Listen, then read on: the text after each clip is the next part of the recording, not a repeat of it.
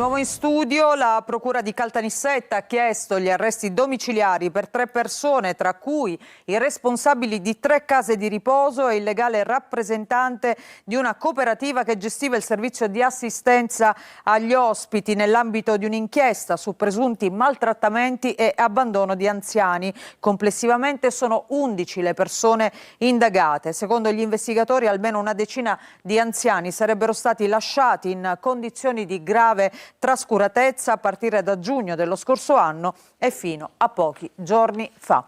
Ci fermiamo con questa notizia, grazie per averci seguito. Dopo di noi barzellette e poi in prima serata una nuova puntata della telenovela Manuela. A tutti voi una buona serata.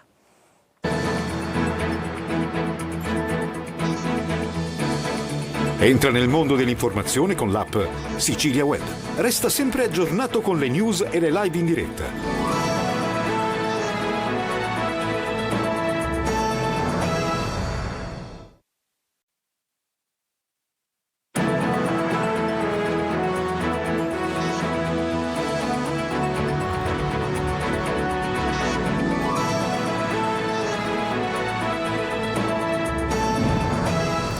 Buongiorno, benvenuti alla TG Sicilia, i titoli di questa edizione. Insegue il fratello e lo uccide a colpi di mannaia, orrore a riposto nel catanese, a perdere la vita Lino Guerrera, pescivendolo di 61 anni, dietro il gesto dissidi familiari e continue richieste di denaro per comprare la droga. Paura a Gela, esplosi in pieno giorno 2 colpi di pistola, un episodio che riaccende i riflettori in alcuni quartieri del centro storico noti per il traffico di droga. Emergenza idrica senza fine in Sicilia, a Siracusa, rubinetti a secco in diverse zone della città. Ad Agrigento i cittadini di Maddalusa senza acqua ormai da quasi 2 mesi. Weekend al mare per sfuggire al caldo con le nostre telecamere. Vi portiamo sull'isola Lachea, da Citrezza, per ammirare i faraglioni.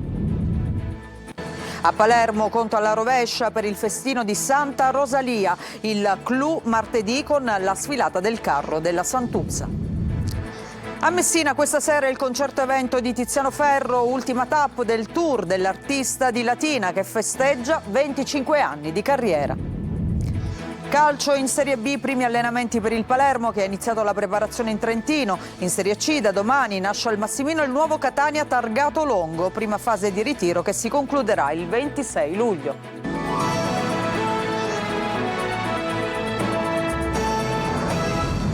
Ancora ben trovati, apriamo questa prima edizione del nostro telegiornale con la cronaca, questa tragedia familiare accaduta a Riposto dove un pescivendolo è stato ucciso dal fratello a colpi di mannaia. Si era presentato ieri mattina nella sua bottega per l'ennesima richiesta di denaro e al rifiuto del parente è scattata la furia omicida. Sentiamo Simona Mazzone.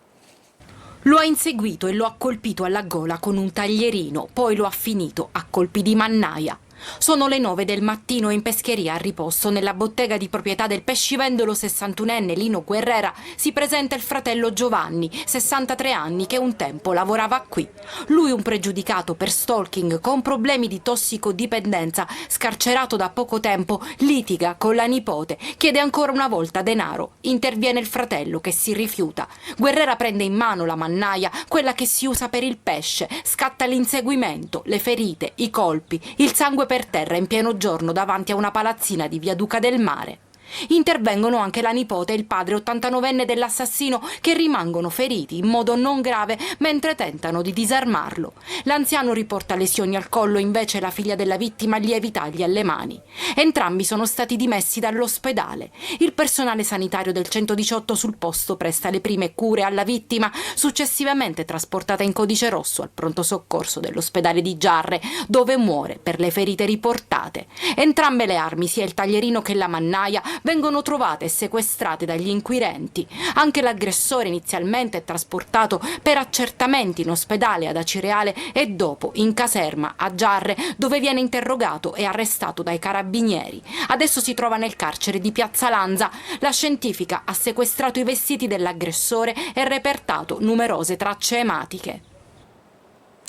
2 colpi di pistola sono esplosi in pieno giorno nel centro storico di Gela. L'episodio riaccende i riflettori su una zona che è già al centro delle attività investigative per il traffico di droga. I carabinieri stanno analizzando le immagini delle telecamere di sorveglianza. Gerry Italia.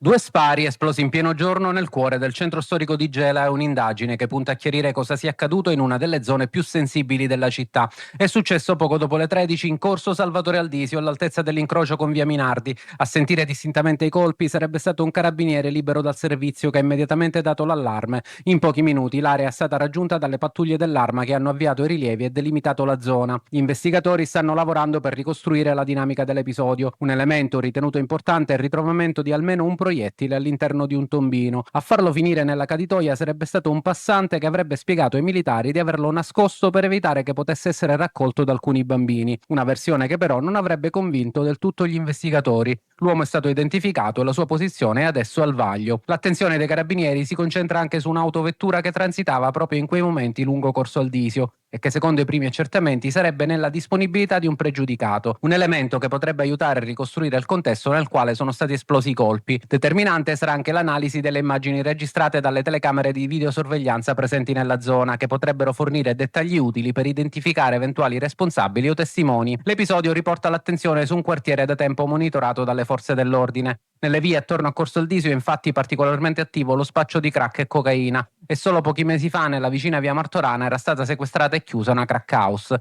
un contesto che rappresenta uno degli elementi al centro delle verifiche investigative, mentre i carabinieri proseguono gli accertamenti per fare piena luce sull'accaduto.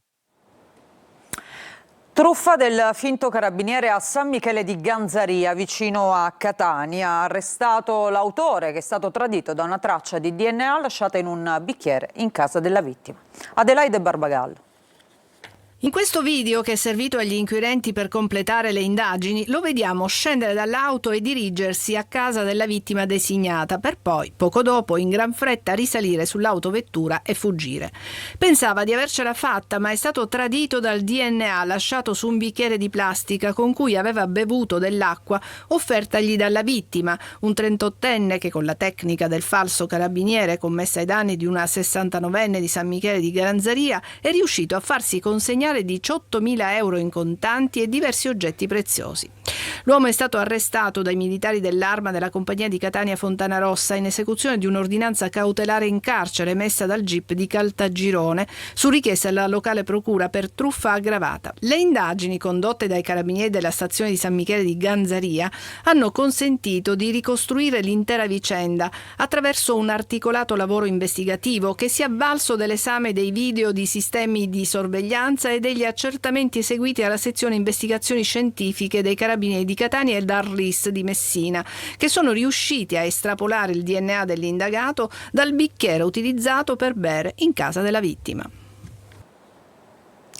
Adesso parliamo di sicurezza. In arrivo in Sicilia oltre 200 agenti che entreranno in servizio ad agosto in tutte le questure e i commissariati della regione. Ad annunciarlo è Nino Germanà, segretario regionale della Lega in Sicilia. Sono poliziotti giovani e formati, scrive il senatore Del Carroccio, che andranno a incrementare le attività di controllo del territorio, di contrasto all'immigrazione clandestina e di prevenzione di fenomeni di allarme sociale come baby gang, spacciatori e criminalità predatoria. E adesso voltiamo pagina, parliamo dell'emergenza idrica in Sicilia. Andiamo subito a Siracusa, dove tra blackout elettrici e rete colabrodo i rubinetti restano a secco, soprattutto nel centro della città, che adesso è affollato di turisti. Sentiamo Francesca Loi. L'acqua è vitale per tutti e in qualsiasi posto. Immagini adesso in un posto turistico come Ortigia. A Siracusa già da diversi mesi è emergenza idrica, a fasi alterne in diversi quartieri della città. Qui siamo a Ortigia. Addirittura siamo stati un mese fa anche diversi giorni senza avere acqua nei nostri rubinetti. L'acqua è un dono per tutti, deve essere gratuita.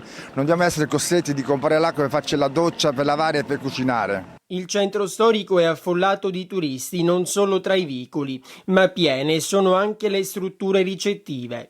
E la mancanza di acqua non è certamente un bel biglietto da visita per la città. A pagarne il conto sono anche bar e ristoranti. Chiederei alle autorità di competenza di sistemare questa situazione, perché altrimenti il turismo va a picco, secondo me. Nella gestione del servizio idrico a Siam è subentrata Retusacque, società nuova, problemi vecchi, perché la rete è quella che andrebbe cambiata. Tubazioni colabrodo e acqua che si disperde ovunque. Sul sito del gestore si moltiplicano gli avvisi di interruzioni idriche e la protezione civile è sempre pronta con le autobotti. Non siamo né contenti né soddisfatti, spereremo sicuramente di non avere queste problematiche. Siamo in contatto continuo con il gestore dell'acqua. Ma con il caldo tutto diventa insopportabile e prima di aprire il rubinetto ci si chiede: l'acqua c'è o non c'è? Questo è il dilemma. Ad Agrigento non si ferma la protesta dei cittadini di Maddalusa, senza acqua ormai da quasi 2 mesi. Davide Sardo. Emergenza senza fine a Maddalusa, quartiere di Agrigento. Dopo quasi 2 mesi senza acqua arriva una nuova stretta.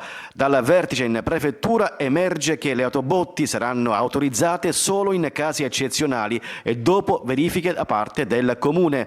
Per le famiglie più fragili sarà possibile ottenere un rifornimento straordinario, ma solo in presenza di gravi problemi sanitari e con tutta la documentazione richiesta. Se dai controlli dovessero emergere abitazioni prive dei requisiti di abitabilità, potrebbe essere disposto perfino lo sgombero. Bisogna immediatamente l'acqua. Qua siamo nello Stato italiano. O dobbiamo dire che non ci sono capacità istituzionali del sindaco e degli organi di governo locale? Gli abitanti di Maddalusa continuano a chiedere una sola cosa: l'acqua. Io vivo normalmente in Germania, vengo qua che la terra mi chiama. Io sono pensionato, la terra mi chiama, arrivo qua e vedo queste cose, mi viene da scappare un'altra volta, guardi. Mi viene a scappare, ora arrivano i miei figli, non so come fare, devo fare viaggi, andare e venire tutti i giorni. È assurdo veramente. Sulla crisi interviene anche la CGIL di Agrigento. Il segretario Alfonso Buscemi sostiene la protesta degli agricoltori di Naro e chiede interventi immediati sulle reti idriche, manutenzione delle condotte e una programmazione efficace per garantire acqua a imprese e lavoratori. Weekend al mare in Sicilia, dove sta per arrivare il ciclone, l'anticiclone africano, con temperature superiori ai 40 gradi. Con le nostre telecamere siamo andati ad Aci Trezza, all'isola Lachea, per ammirare i faraglioni. Eva Spampinato. Arrivano ad Aci Trezza di buon'ora per conquistare uno degli angoli più ambiti della Riviera dei Ciclopi. Il primo viaggio lo fanno con noi.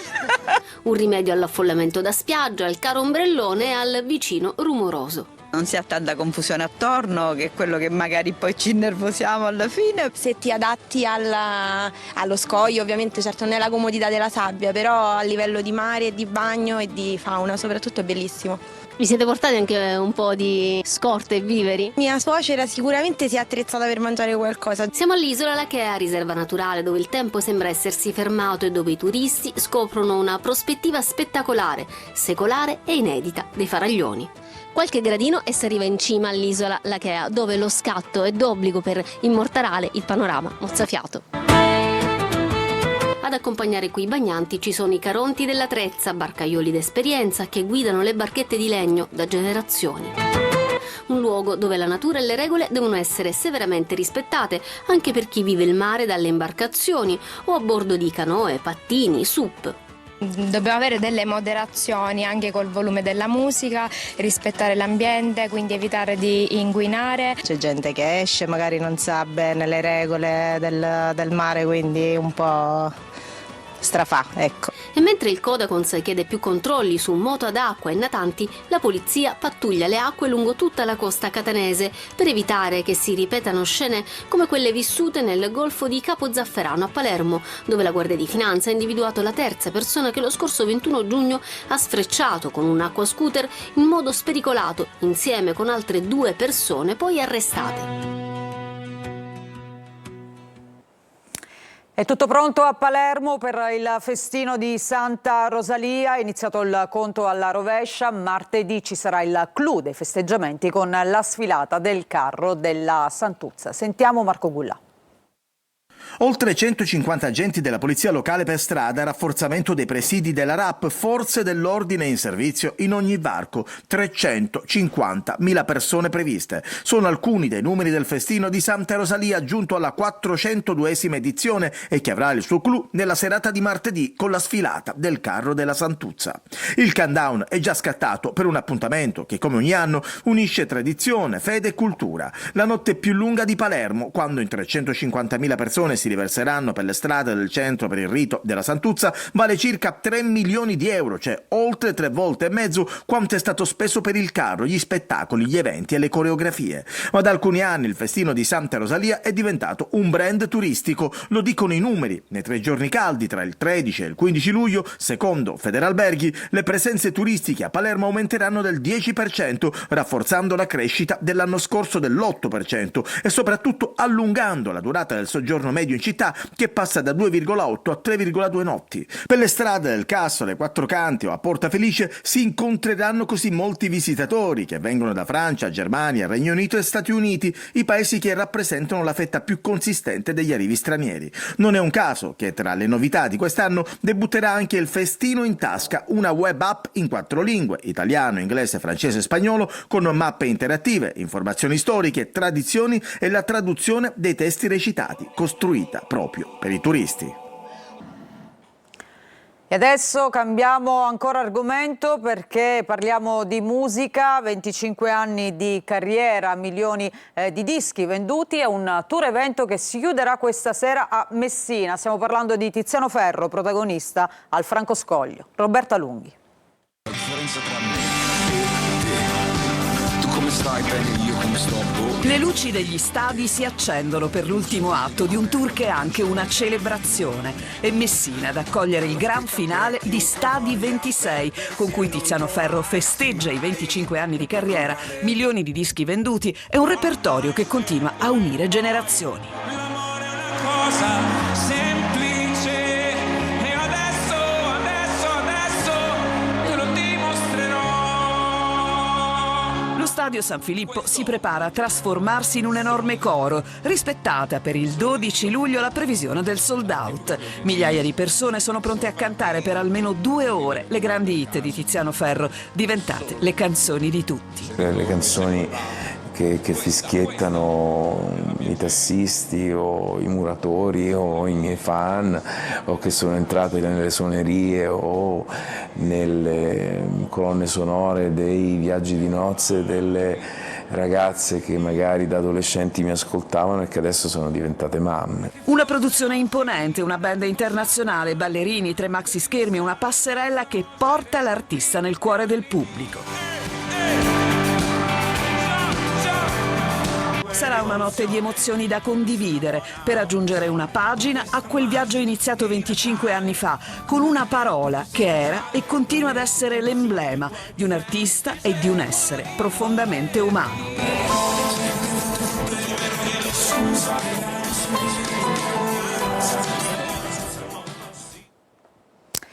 Anche la Sicilia commossa per la morte di Peppino Di Capri, il cantante, pianista e attore si è spento ieri a quasi 87 anni. Laura Spanò. Eccolo Peppino Di Capri in una foto in bianco e nero mentre canta Piccerè. Piccerè, la me, non pensiero, non è niente, che può dare una compagnia. Quella notte di Selinunte è uno dei legami più suggestivi tra il cantante e l'isola. Poi 50 anni dopo, come luogo da cui è arrivato il giovanissimo talento chiamato a prestare volto e mani alla sua infanzia, Alessandro Gervasi, 6 anni di Buseto Palizzolo, dotato di un talento fuori dal comune, da un orecchio assoluto, scelto per interpretare Peppino Di Capri bambino nel film televisivo Champagne trasmesso su Rai 1. Il ragazzino di Buseto era stato ospite nella seconda serata del Festival di Sanremo, dove perché aveva eseguito Champagne, la canzone più famosa dell'artista. Un'immagine semplice, quella rimandata dallo schermo quella sera, ma capace di unire idealmente due infanzie lontane, quella di Giuseppe Faiella, che da piccolissimo suonava per i soldati americani a Capri, e quella di Alessandro, partito da Buseto Palizzolo per arrivare sul palco più famoso della musica italiana. L'artista aveva incontrato il bambino alcuni mesi dopo. L'incontro assume oggi un significato ancora più forte, rappresenta quasi un passaggio simbolico tra generazioni, da un pianoforte suonato nella Capri degli anni 40 a uno suonato da un bambino siciliano nel presente. Una pausa, ritorniamo tra poco con il calcio.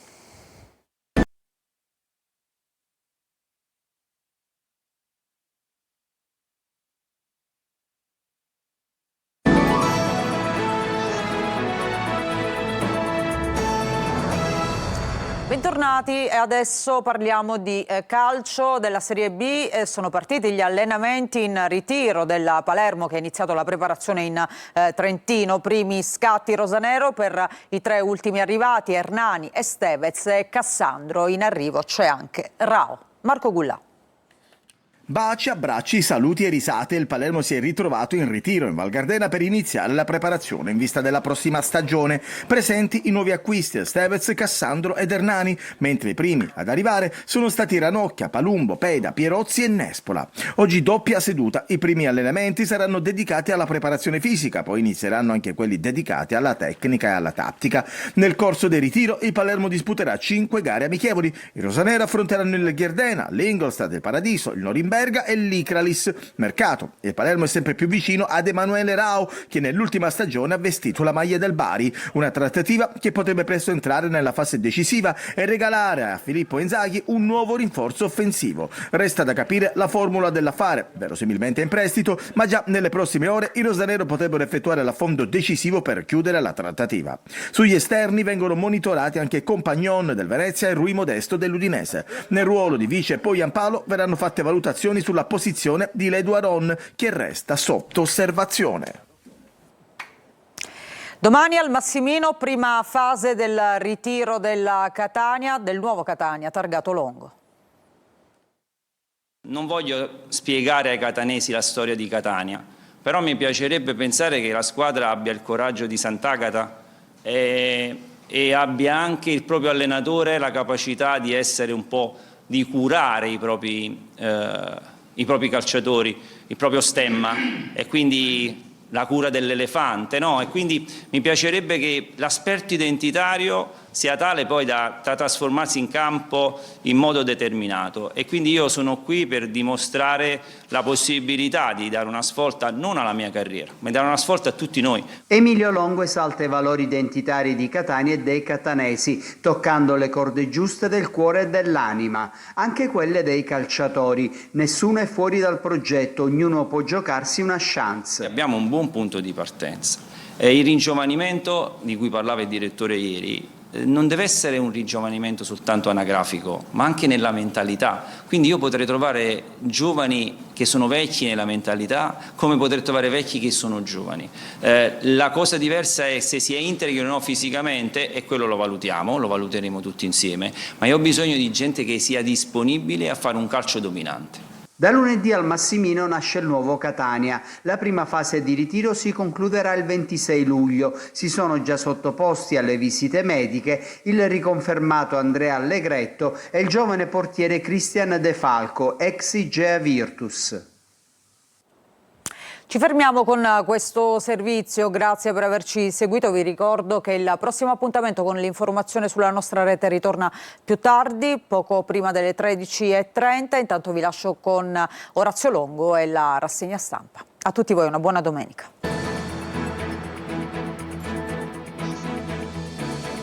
Entra nel mondo dell'informazione con l'app Sicilia Web. Resta sempre aggiornato con le news e le live in diretta.